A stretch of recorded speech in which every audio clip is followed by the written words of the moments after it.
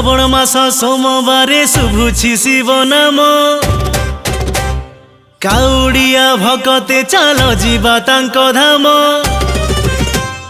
श्रावण मास सोमवार शुभुछि शिव नाम काउड़िया भकते चल जीवा तांको धाम।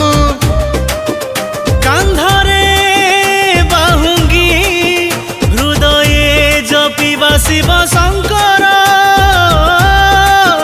बाबा भोलानाथ तुमे कर हे उद्धार। बोल बम हर हर बम। बोल बम हर हर बम। बोल बम।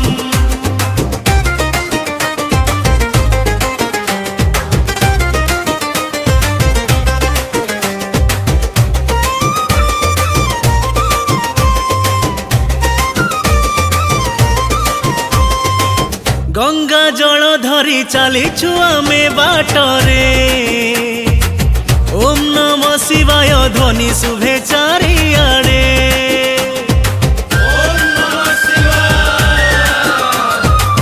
डमरू ताले ताले नाचे सारा संसार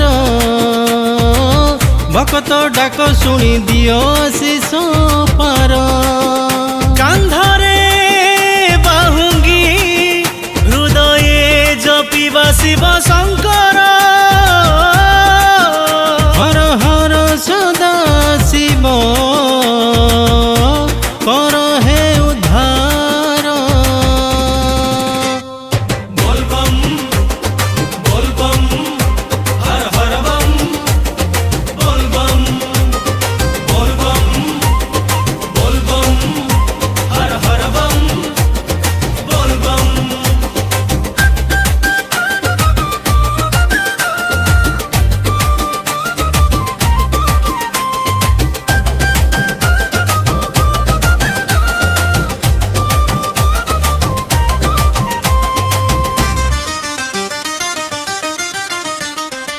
नीलकंठ शंभु तुमे आहे प्रभु कैलासधर।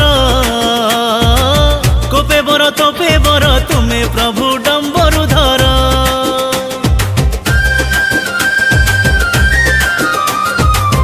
गड़गड़िया घाटरू धरिचे नाम तुमर।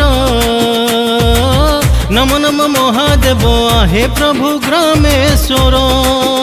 कांधरे बाहुंगी हृदये जपिबा शिव शंकर।